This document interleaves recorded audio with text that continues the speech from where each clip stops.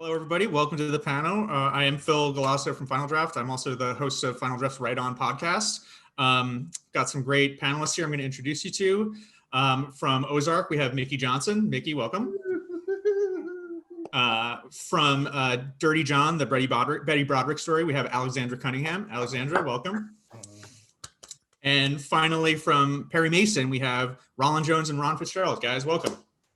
Well, let's just jump right in. One of the things about the crime genre that I love is the history of it and how enduring it is. I mean, it feels like as long as we've been telling stories, we've been telling crime stories. And I just wanted to talk to you guys a little bit about why you think that is. Alexandra, Dirty John is a true crime story. What is it about true crime and those types of stories that you think audiences keep coming back to? Well, I mean, just the nature of true crime means that you're seeing characters at extremes of behavior, and extremes of behavior tend to show you who characters really are really quickly and escalate the storytelling. And I think people just, they like to go all the way there. So and crime just implies you already know that's what's going to happen. Mm-hmm. Miki, with Ozark, one of the things that, the sort of lineage that shows in is this sort of like regular people finding themselves in a situation and then digging themselves deeper and deeper. What is it about those stories that you think that people flock to? Is it that normal person entryway into this dark world? How do you think that works? Yeah, I think definitely. I think it's that, if we had, accidentally made the original sin of like, I accidentally started like laundering money for drugs, and then, and it's completely likely that any of us might kill for our kids. I mean, you might, if you already made like, whoops, it's too late. So then you kind of just imagine I am them. But then at the same time, it's the exact same other thing of like, our nervous systems don't really know what that could possibly be like to like, go to bed, like after you just like killed somebody or any, like we have no idea. So it's the other thing at the same time, that just like that vicarious pleasure of like, oh man, oh, that must suck. That must just be so awful. And like this pleasure in that, Yeah. And with Perry Mason, so this is, the third or fourth iteration of this character, starts out as a book series in the 1930s, as a TV show in the 50s. Now we have this. Why is this a character that has been able to stick around for almost 100 years now? Go for it. Glad he didn't start with us. Jesus. Fuck. Go ahead, Jones. Cool hats and old cars, and people love that stuff. The old-fashioned light bulbies and things like that.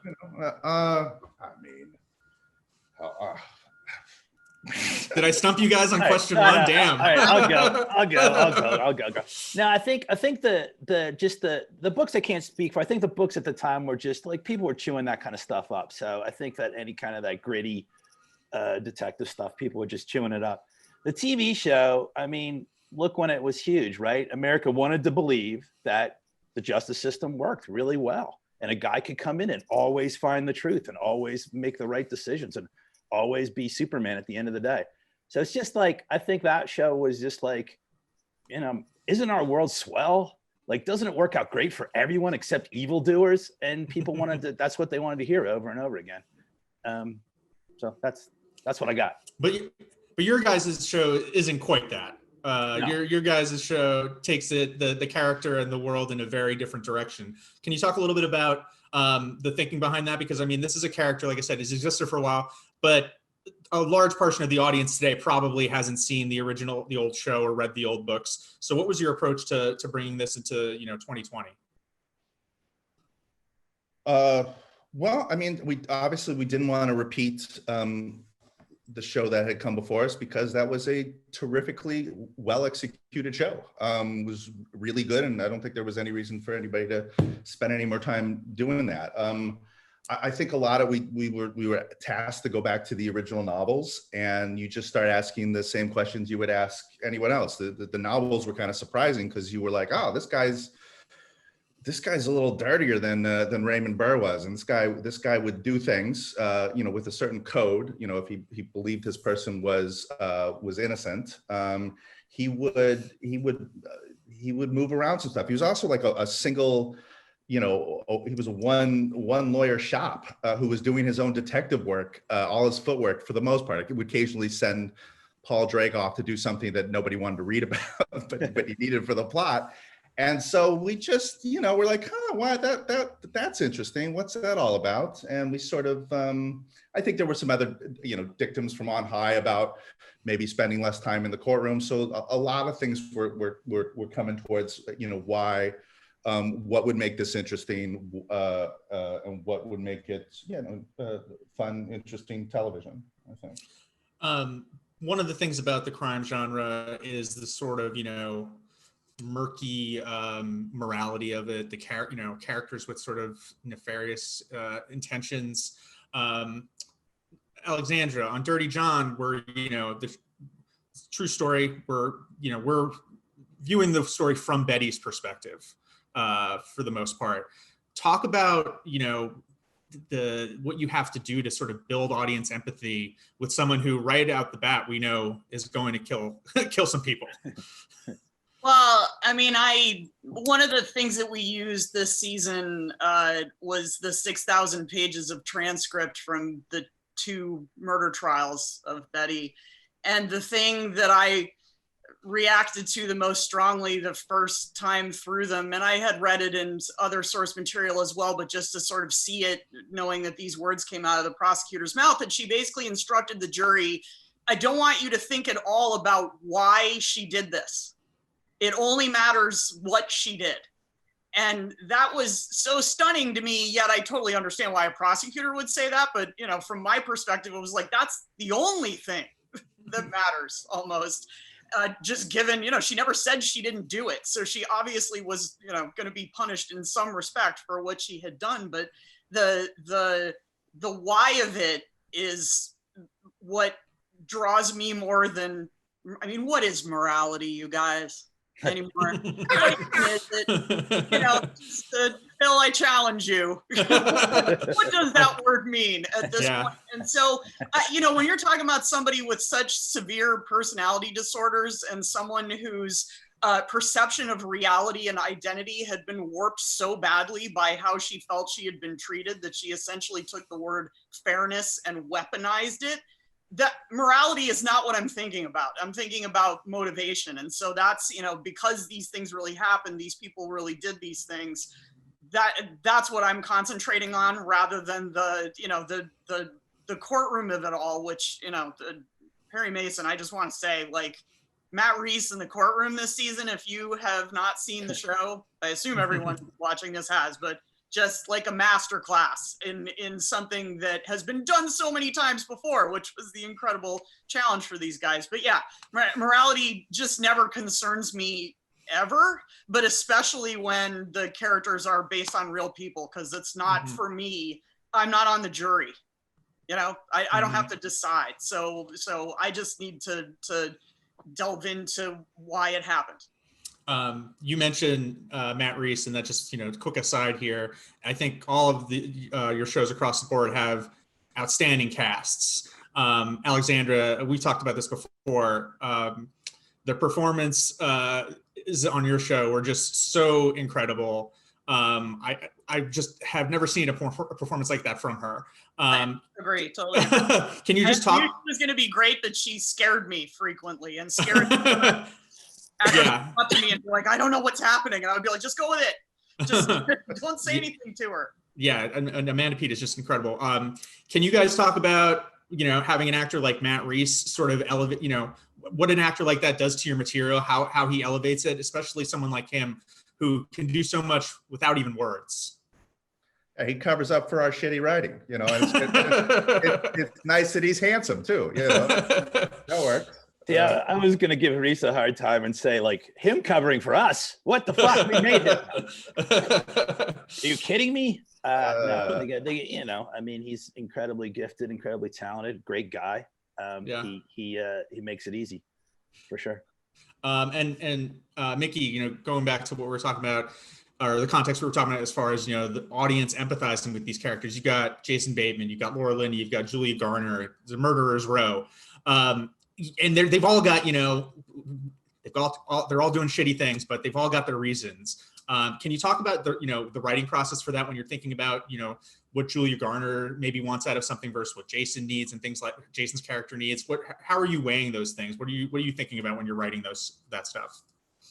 Well, what they need, it is true definitely that with all of these actors, and I would just argue particularly with Jason Bateman, there's like this likability quality to that guy that and he gives such a sort of strangely like level and familiar, dry performance in Ozark that it almost doesn't matter. It almost doesn't matter how shitty their behavior. There's just this like, you just kind of like him. And with Julia, with Ruth, the Ruth Langmore character with Julia, I mean, the same goes for her. Kind of just that it's such an actor primary show in my mind. I mean, because she's just so funny and she's just so ferocious and she's just like this tiny little beast, and so like whatever you give them, you kind of know. And Laura Linney is just an animal unto herself. I mean, she's just like she's incredible, like extraordinary, right? So like the dynamics that they give to whatever we write, it's like whatever we write is, I mean, yeah, it's just rated so profoundly by what they do. So yeah, they do a bunch of shitty things. Now I will say that like I've talked to some people, that I think the assumption in the writers' room is that people are rooting for them, for the birds, for Marty and Wendy. I don't think that's necessarily true, though. I think a lot of people don't like them at all, and kind of hope that they get killed. And I think that's kind of part of what's going on too. So I think both of those things probably exist in the like viewership at large. So yeah. So do you want some weird writers trivia? Yes. So Laura Linney's father, Romulus Linney, was an amazing, Southern Gothic playwright, just a titan of a figure. And he was in my case, my primary mentor. I won't speak for Ron, but that he was our playwriting mentor in graduate school. No way. Wow. He looked exactly like Laura. If you took Laura's amazing hair away and put like spiky silver white hair on top of short, like a brushy cut, and but it's her face. Is really amazing. That's incredible. He also wore those crazy boots, right? Those crazy boots that you'd have to lace up all the way to That's amazing. Romulus Linney. That's quite an imposing name. Here's some other dirty secret. Miki Johnson over there, long time ago, was a hell of an actor. She won't say that ever, but she's very, very had major chops. I'm sure that helps a lot. We'll have to go back and check out some of the early work. All of these shows in their own way have very specific locations and period settings, or period settings. Ron and Rolin, can you talk about 1930s Los Angeles? I mean, I imagine, was it always the idea we're going to do it period? Was there ever talk about making it, the current day? Because though that Los Angeles, the Angels flight and all that stuff is just, it breathes such life into the story. Yeah, I mean, there was never, I don't think there was ever any discussion. I mean, I'm sure there was never any discussion of making it a modern day thing. It was, if you were going to do it, you were going to go back to the books. The first book was written in 1932. Yeah, like right there. So we decided, and then when we stumbled on the idea of doing a bit of a prequel, we just backed it up a little bit to lead into the first thing. But Jones, being the Angelino, the native, can speak more to the to the excellence of the city at the time. I think we were, so when we settled on that, I think we sort of went and did a little dive on some noirs, and just tried to see, what hadn't been in them, what would be new and what would be interesting. And 32 is a real, 30, 31, 32 is a really interesting time for the city, because the gangsters are sort of like holed up in West Hollywood. They're ready to kind of take it over, which is basically everything about Los Angeles noir forward. They haven't actually sort of taken control yet. And so there's sort of a wildness that's there. There was, we were just looking at some of the population figures, and when Perry is born, he would have been in a town of 40,000. And by the time we turned on the cameras, it's 1.3 million. And so that kind of explosion from, this agrarian thing to suddenly the one town, and it's not like the Depression didn't hit LA, but it was sort of like particularly built to withstand it, because there was agriculture, there was movies, there was oil, obviously, and everybody else in the country was having a shittier time, so they were coming there. So it was just this moment of where the city was sort of up for grabs, and we tried to do that on the outsides of the frames and in little details of within the scenes to try to make it particular and see if we could add something to the unbroken chain of pulpy noir. So. Succeeded. Alexandra, so with Dirty John and Betty Broderick, the character's journey is sort of one from, she marries this guy, she supports him along the way, then they sort of reach the upper crust of, close to the upper crust of San Diego in the 80s. And then, we chart her sort of downfall from there. Can you talk about just the research involved and what the specificity of that particular cultural setting, societal setting? Why was that important for the show? I mean, this is a very complicated answer. The first season of Dirty John, which took place relatively contemporarily, that's not a word, is it? We'll roll with it. That was based on a podcast, which took place, in Orange County, and Balboa Island and other places where wealthy people live. And it was on Bravo. So there needed to be scope. That's an executive term. That means they want exterior scenes. Where are the scenes of the beach? Why don't we have scope? Because giving money for a drone, that's why. But so that it was wealthy Orange County. It was Bravo. Obviously, we all know the kind of shows that are on Bravo. They have a lot of scope. So all of that was that's what the show is, right? Like, it's set there. There's a beach house, blah, blah, blah, boats, blah, blah, blah, luxury cars, that kind of thing. And then, but I had a 2-season pickup. So what is the thing that fits with a story of love gone wrong, of coercive control, which obviously was what first season was about. And Betty Broderick was a story that I had been interested in since before I wanted to be a writer. So because it was in the news, because it was like a soccer mom going berserk and killing people. And I was in high school and I was like, this is awesome. and then whatever, I got older and then I became her, except for the murder. And then I was like, hey, I could actually, and because I thought we were still on Bravo at the time, I was like, this is awesome because it's wealthy people in San Diego. And, it's a way to like turn the dial of the story and keep it true to the franchise, because Bravo franchises. And then suddenly they were like, hey, you're on USA. So, which that'll happen to you sometime. And, but I mean, I still really wanted to tell that story and was going to tell it no matter what, and it did fit with the first season. And so the sort of setting was more, those are a lot of the reasons behind the setting. Because we were on Bravo, Phil. Rolin's answer is like so poetic and like amazing and like the rich tapestry of our lives, like, because Bravo. Well, it turns out to be a benefit though, because like for me watching the show, you can really sort of chart Betty's emotional state. Right. Like, by the clothes she's wearing, by how her friends are treating her at lunch and things like that. So it actually ends up being a tool you can use dramatically. Yes, it equals the 80s. Her hair. The 60s and the 70s were New York and then Boston, and then suddenly it was the 80s in San Diego, which is America. Mm-hmm. Honestly, more now than ever. So, yeah. And Miki, I mean, the title of the show is Ozark. It's a very specific region.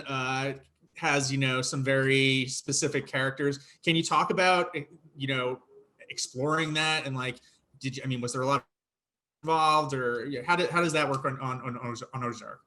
Well, I mean, I think that it kind of ends up being more, it ends up being more kind of about the economic landscape of the thing. It's like, like some of the poorest people in the country, and it's like, you know, it's some of the most conservative people in the country, and you have these white rich liberal people coming in from Chicago, you know, who decided to do crime because they were bored, not because they were poor.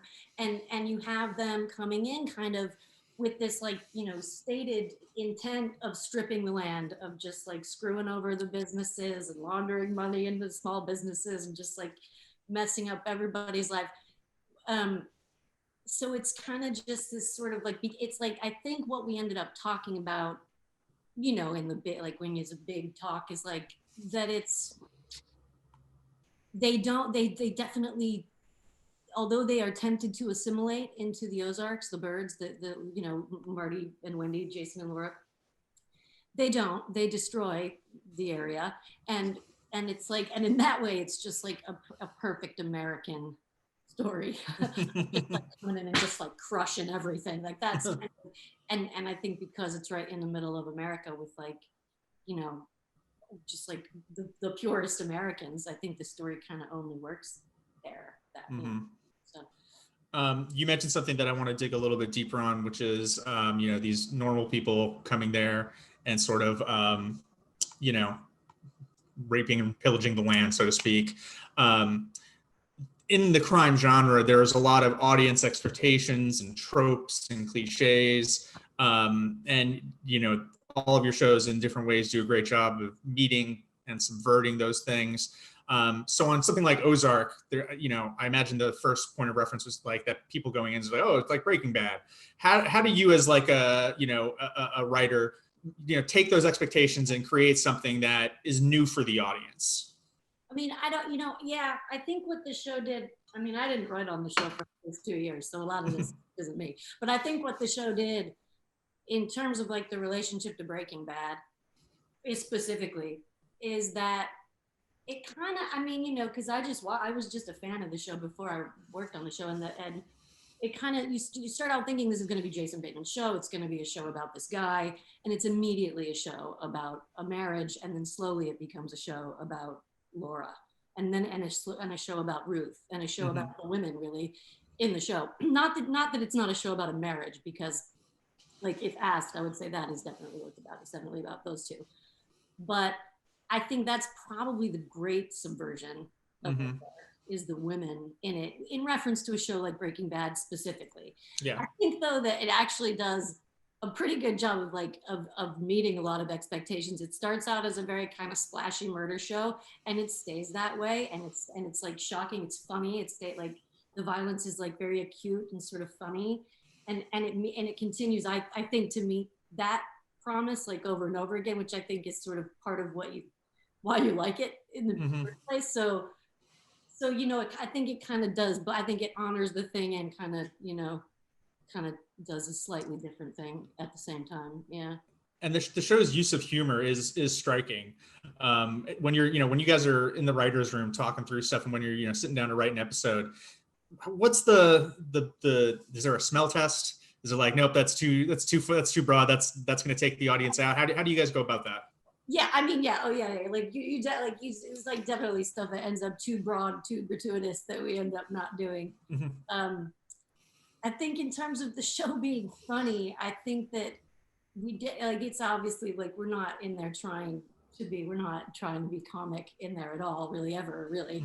I think it's funny because it's just so extremely grim, and like the degrees that these people will go to are just so extraordinary that you know, that's funny, but it's not, you know, there's sort of like there's no like, you know, intent really at any kind of like absurdity or anything, really. I guess it's hard when you have Jason Bateman doing his deadpan even while there's horrible stuff is happening. It's hard not to laugh a little bit. Yeah, I know. Like Jason Bateman does carry with him just this kind of quality. I don't know if he resents the quality. I don't know him very well, you know. So I don't know how he, you know. But yeah, he's a funny dude, and it's hard to. Yeah, he's a funny guy. So it's that's always under there a little bit in the show. So. Ron, you guys are working within like the film noir sort of world and genre. obviously, we know about the double crosses and the femme fatales and all this stuff, the shady studio guy, movie studio mogul. Can you just talk about, digging into those different stories and your approach to the genre tropes that go along with it? I wish I could think of something specific. I think a lot of times what we did is we tried to be aware of them. And then there's some you choose to kind of lean into, and there's some you choose to subvert. I mean, our big subversion had to do with the courtroom aspect that Perry Mason was famous for. I'm like, I don't know. Am I allowed to do spoilers here? Or do we expect to feel like, I don't want to blow something if people haven't watched it. They've had enough time to watch it. Well, so one idea we had from the very, very beginning was the notion that, and by the way, we should give a shout out to Kevin Hines, who has worked on 2 of these 3 shows. How about that, huh? Maybe watching right now. Yeah, he's out there in the audience. Let's embarrass his ass. Anyway, yo, Hines. But one thing. Also worked on my show too. That's what I'm saying. 2 of the That's what he said, Alex. God damn 2 it. of the 3. 2 of the 3. I gave him full prop.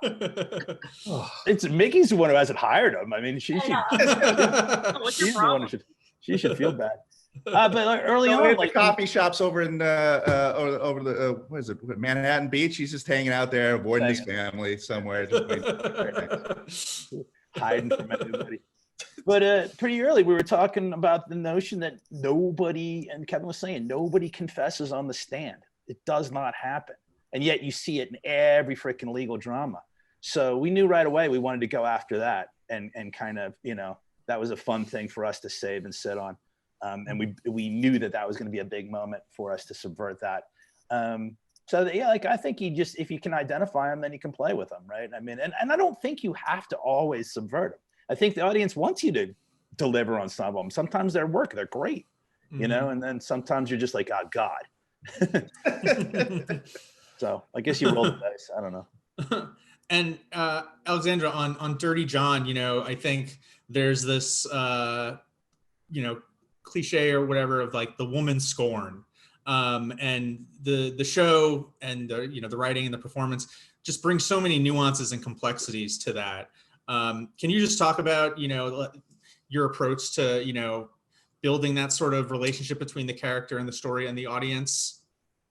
Well, funnily enough, I remember first season when I signed on to do the show after the podcast, I think was like 2 months old or something. And I went in and had a meeting with the LA Times because they still are our executive producers. And so it was like a whole room of people who I didn't know. And I came in and we started talking. They said, so what are you going to do about the fact that millions of people on the internet have called Deborah Newell a stupid bitch? And I was like, they were like, how are you going to handle that? How are you going to deal with that in the show? What's your approach going to be? And I was like, well, my approach is going to be that that's not true.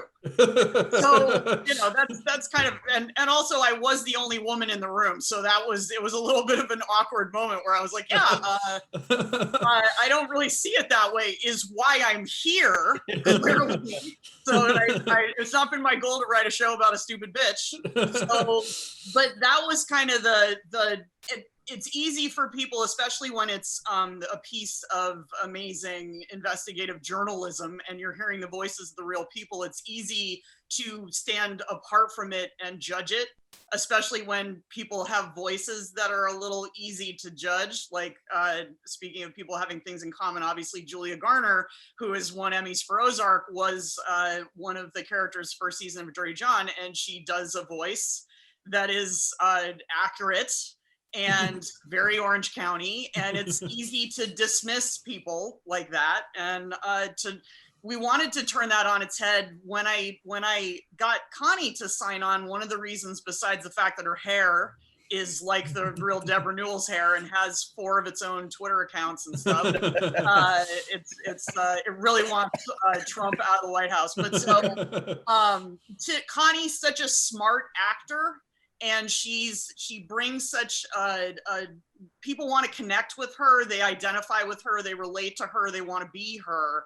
To have Connie playing a character that people were, it was very easy for them to judge when they were listening to the real woman. And you could say, oh, I would never do that, that's so stupid. But for Connie to bring you inside it, it suddenly removes your emotional distance. And also Connie is a person who constantly on screen is making decisions that you agree with and think are smart. And that's just what she brings to parts that she plays. So to have her making these decisions and her taken in by this is like, it takes the wall down for the stupid bitch calling people.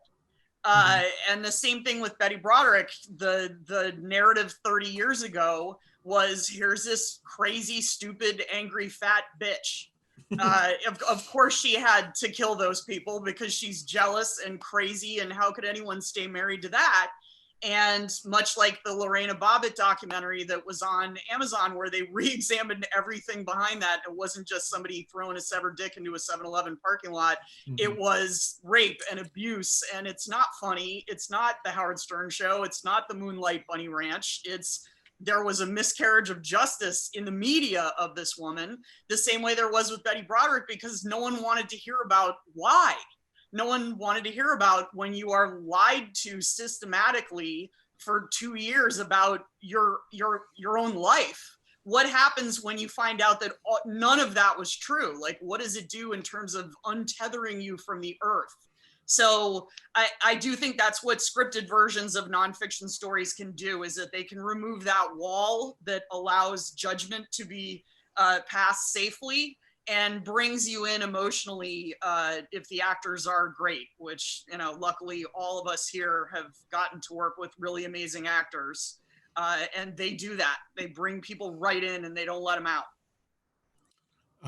I want to talk a little bit about, we're talking about crime stories, you know, mystery, suspense, those types of things are sort of inherent in a lot of crime stories. Alexandra, on Dirty John, you do an interesting thing in season 2 anyway, where you have a structure where you're flashing back and forward. And you know, these are true crime stories, so a lot of the audience is going to know going in, you know, ultimately what happens. But can you talk a little bit about using that structure, that type of structure, to tell this story, and what that, you know, how that helps you as a writer?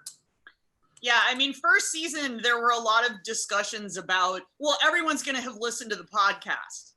And Connie and Eric and I, we definitely pushed back against some of our own producers, saying, you know, not everyone listens to podcasts. Like at the time, Connie, this was the only podcast Connie had ever listened to. So you couldn't assume that everybody who was tuning in to watch the show was going to know what happened. So there were really there was tinkering along the way to kind of be like, wait, are we assuming people are going to know this, that they're waiting to see this part of it, or are they experiencing it anew? And so I don't remember what the question was. just sort of this for the first time just now.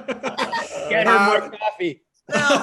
Just about the sort of using the structure of the show, you know, flashing back and forward, and you know, we started both seasons with something happened like that. I mean, Betty Broderick, she basically says, well, I killed the shit out of him, you guys. And that was a little different because that's a 30-year-old story, and like the San Diego papers talk about it constantly, and definitely on the anniversary. Originally, we thought we were going to be premiering at the 30th anniversary. We ended up pushing and not airing then, but it was sort of like, we want to steal a march on the people who might Google this. That would be me. I would be Googling it, so I have to think of that. But also to just kind of be like, this isn't just the story of a marriage. This is a story of, you know, of the most extreme behavior. So it is a domestic story, but it's also, you know, it's a Greek tragedy, and we want you to know that going in, because otherwise it might just seem like a tale about divorce. Rolin, you guys are telling, you know, a more classic detective story. So your main characters are, you know, sort of figuring things out as they go along. They're finding clues, they're piecing things together.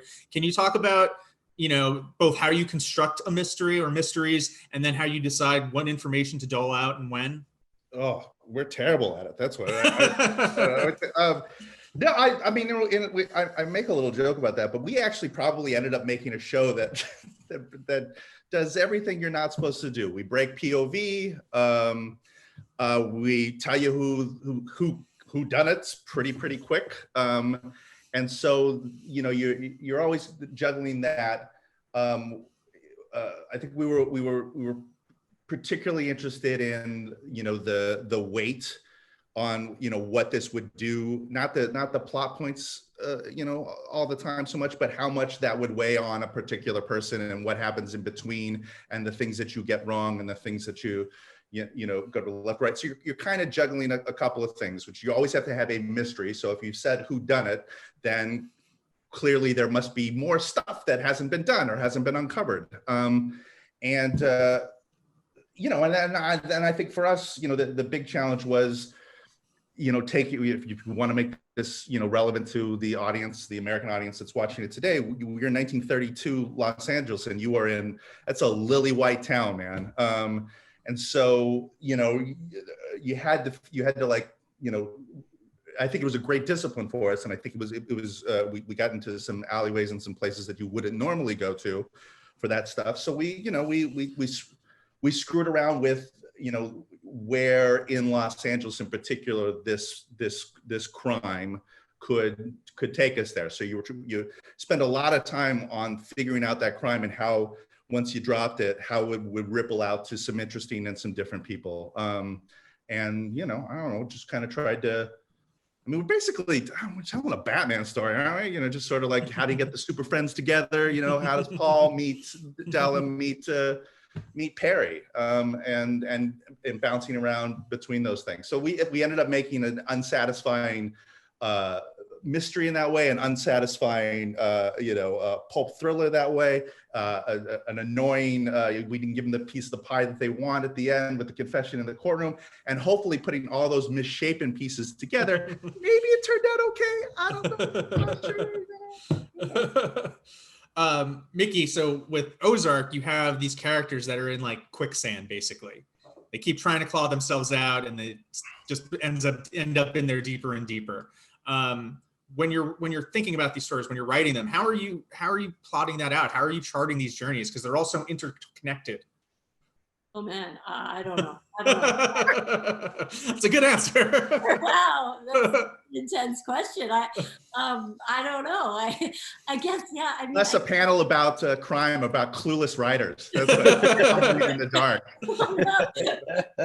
I mean, I guess you do always kind of just have to come back to the biggest question, which is who's gonna die, and how will the viewer or whoever you're telling the story to, how are they going to feel about that, and how do you feel about how they're going to feel about that? So it's like, I mean, you know, Jason Bateman and Laura Linney are getting, you know, more and more aggressive. They do shittier and shittier things. Their sort of ethical kind of matrix just gets more and more perverted. And so, like, you know, I guess what you have to think about is, what do you still love about them? How much, I think the way that we build suspense on the show, if there is even any, I don't even know if if it is a suspense, I don't even know, whatever.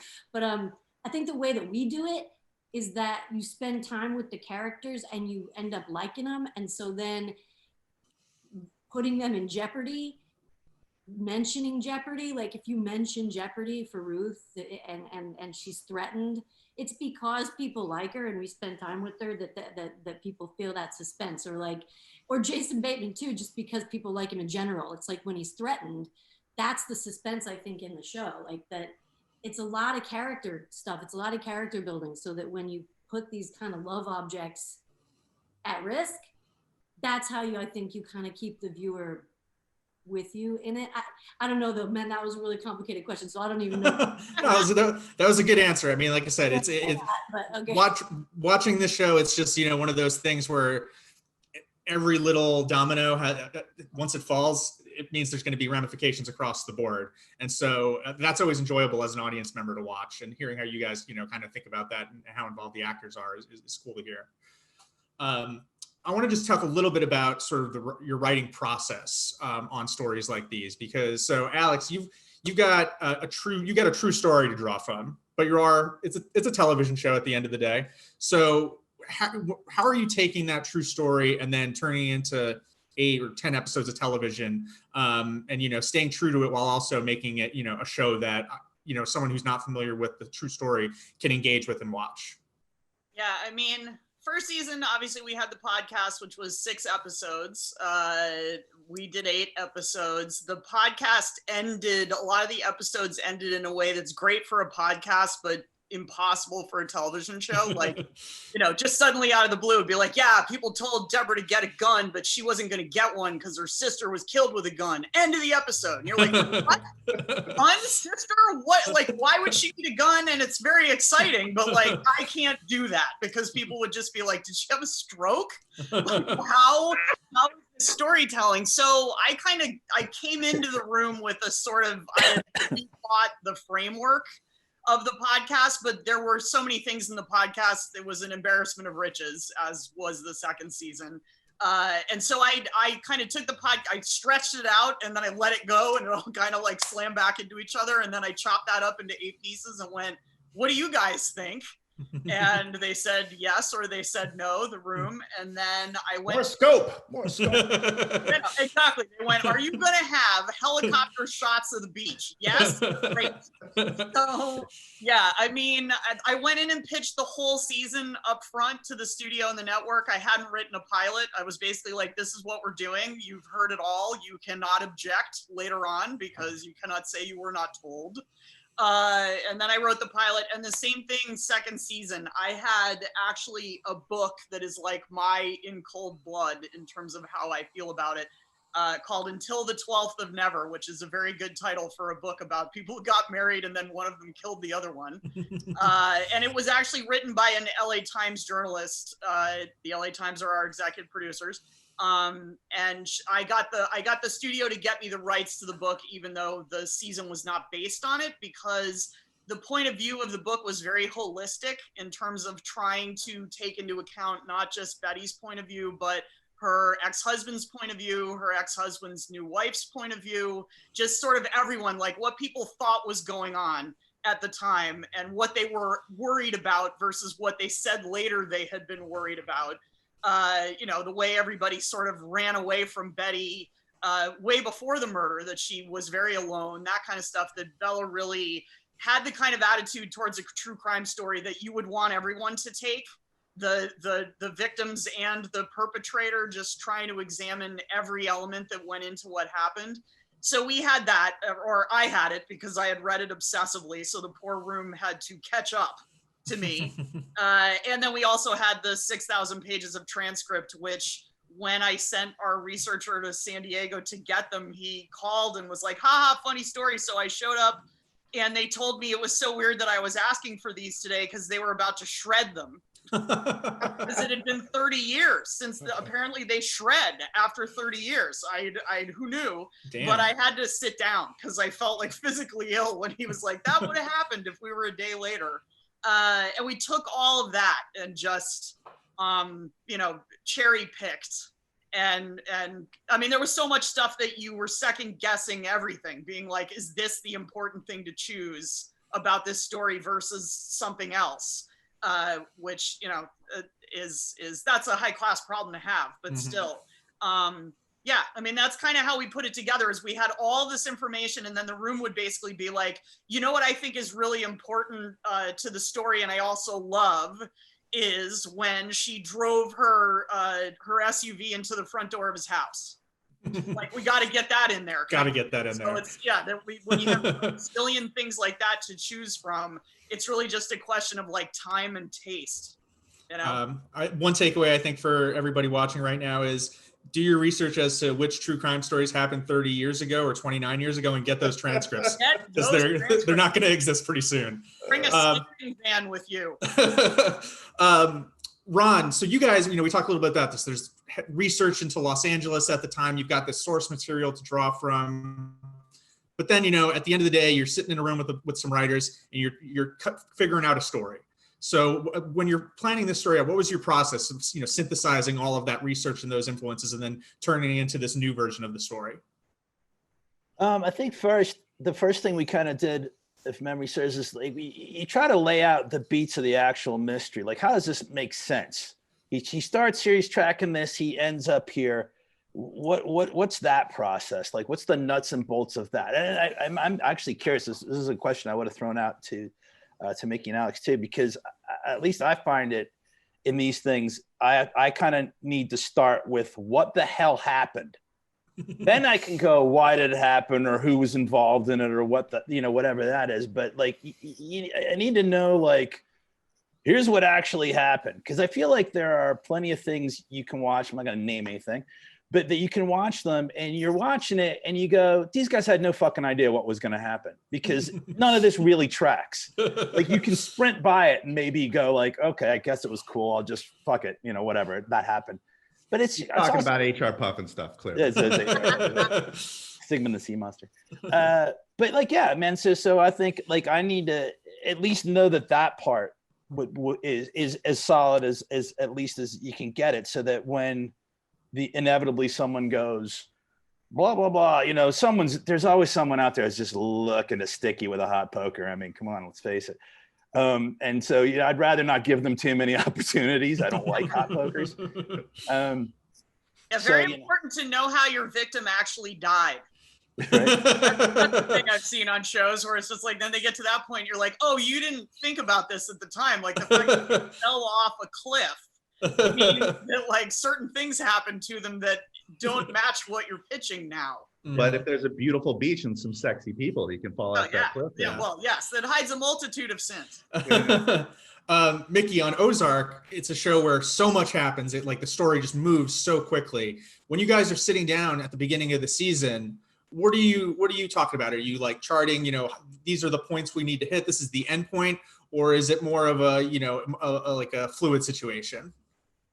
Well, I mean, it's like, we're definitely charting out like what's good, like the main like pieces of theater that'll happen in the season, like what are the big like reasons for the season. But the other thing that happens at the beginning of breaking these seasons is kind of Marty and Wendy, what's their great big like kind of 30,000 foot psychological thing, like in I can't really talk about season 4 like at all, or I'll totally fuck up. So I just talk about season 3, which is like in that season, the big talk in the room, the big psychological talk was that this is the season when they're not really trying to get out so much as they're trying to go straight through it. Like if it's more criminal, and it's like also like how is the marriage at odds? So it's like kind of this big kind of a little bit more psychic, a little bit more kind of like feely sort of sense of the season. But then like in season 3, and this is a spoiler of season 3, but in season 3, it's like we knew that, we knew that Laura Linney's brother was going to come to town and he was going to be a major part of the season. We knew that he had bipolar disorder, which was going to be a major part of the season.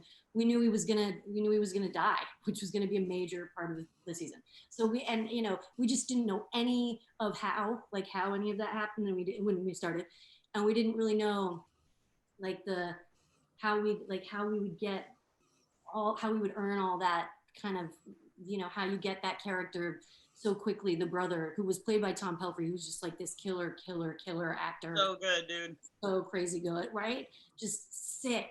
And so like, first of all, so you had that guy, so we really didn't have to do like that much work, but how do you get this guy like super, super likable, and like, so like people fall in love with him, so that when Laura Linney does what she does, you're like, oh damn. And yet still you've like promised them the whole time, like that this is not going to end well. And still it's like, it happens and you're like, oh man. And I think it's just because, of who they cast and how much time you spend with them, just sort of as people. But yeah, we kind of did both, the psychological and the big kind of columns, So before we wrap up, I want to just take a few audience questions. These are going to be kind of general, so feel free to just jump in. I'm just going to pose them to the crew, and you guys can have at. So question from Sierra: what are some tips or tricks for leaving clues in that aren't too obvious in a script when you're writing a crime show like this? Is there how subtle is too subtle? How over the top of the head with the hammer is too over the top of the head with the hammer? I mean, you can't answer that unless you know what the tone of the script is, can you? I mean, because some things could really support over the top, and some things can't. But I think it goes back at least partially to what Ron was saying, where it's like, work out what actually happened, and then you'll have stuff to plant. Then you can go backwards and retrofit everything. But if you don't know where you're going, then you clearly can't leave clues. The smell test, right, is putting your ass in the seat watching the show that you're writing. And if you've tipped yourself off and you're like ahead of it, then don't do that. Be better, write better. You know, that's sort of fairly simple. Yeah, I'd say that's about it. Yeah, it's like really just like getting into it like you're watching it is absolutely the best way to determine it. I do think that you could probably, I mean, again, it totally depends on what story you're telling. In a show like Ozark, you're not, there's no, unless I'm like forgetting something, there's no mystery in Ozark. That's not what it is. And so what we do is kind of like, I think you can tell a viewer in a show like Ozark a lot more of what you actually plan on doing. And that's sort of, you know, not like straight out tell them, but like, you can imply that shit's going to go haywire, and like 7 hours later when it goes haywire, that's kind of part of the satisfaction, that you've kind of been in on the idea like, oh, this shit's spinning, it's spinning, and like that, and like you know, so it just depends. It depends. Like we tell a lot. We kind of, I mean, telegraph's the wrong word because that has like the shitty connotation, but we tell a lot about what's coming. You know, I don't think it necessarily kind of hurts. Yeah. So another question, this one is from Muggs Cahill. And Muggs is asking about, shout out to Muggs, cool name. Crime thrillers right now, it's a time of, you know, we're living in a time of, I would say, well-earned cynicism. Do you think there's room for, you know, more hopeful resolutions and stuff within this genre? No. Next question. No, that's just where I'm at. I mean, geez, like I heard Muggs, and the first thing I thought was, boy, I'd like 7 beers. And then I heard about cynicism and positivity and optimism, and I went, no, not today. I'm sorry. Ask me again in 6 months. You know, maybe I'll get something for you. But no, I'm sorry. Seriously though, yeah, why not? I mean, it may not be something I can write, but it might be something you can write. Maybe you can do it, man. I mean, make the space for it. That's a good answer, other than no. So another question we have, this one from Janine. How much legal research is involved in one of these shows? So for Perry Mason, are you guys doing any research into courtroom stuff, things like that? Did you have a legal consultant?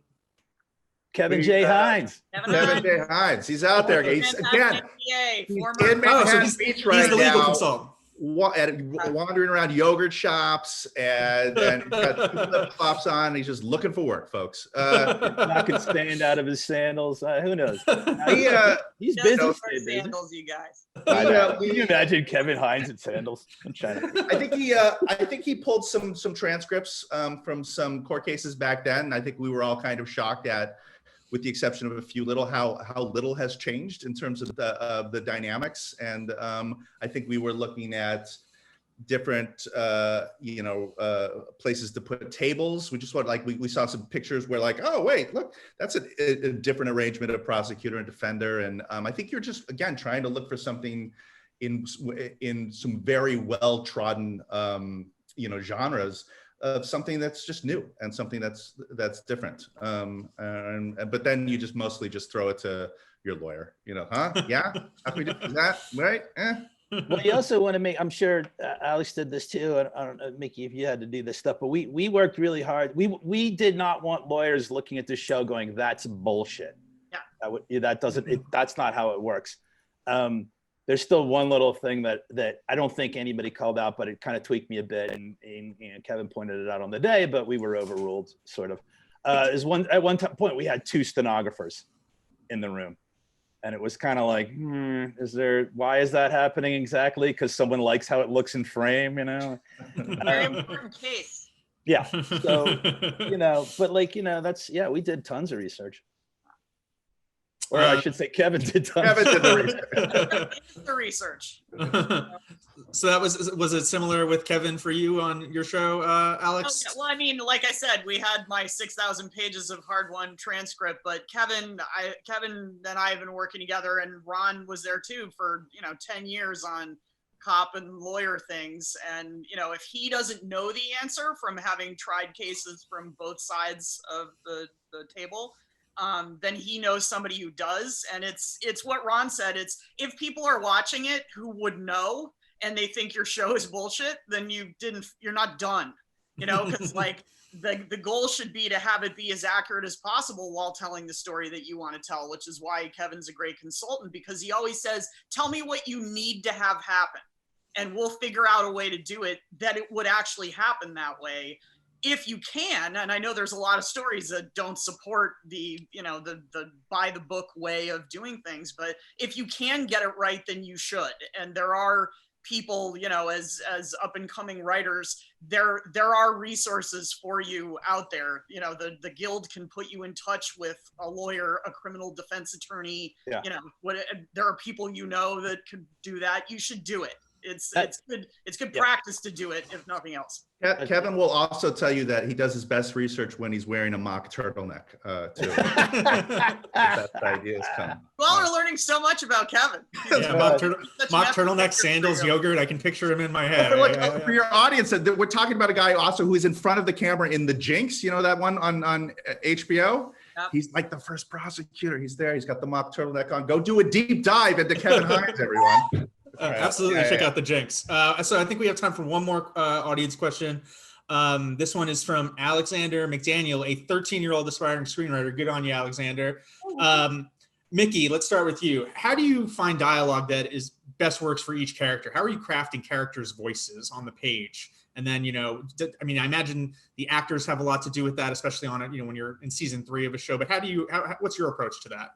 Well, definitely. I mean, again, on Ozark, it's 100% about like, you're just dealing with like these sort of like master kind of people. The way that I do it in particular might be different than the way another writer would do it, because as Rolin mentioned earlier, I was an actor for a long time. And so the way I think about dialogue is how I would say it, how people talk. Well, that's what I try to do anyway. But, you know, if it's like, you know, I mean, if it's naturalism, that is, which Ozark, you know, is. I just try to think about like, if I had to act that, would that make me upset if I had to act that? Or would I be like really feeling very good about how that felt in my mouth to act that? That's how I do it.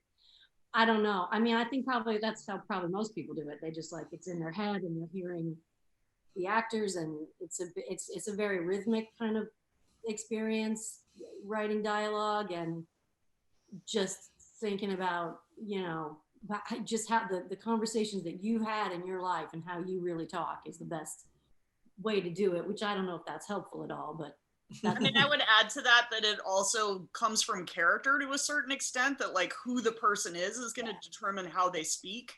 That if I based a character on my mother, who's a, you know, woman in her 70s, immigrant from Ukraine, war refugee, concert pianist, she would speak differently than my husband in his 40s from Detroit, you know, raised by what. So like, who are the people?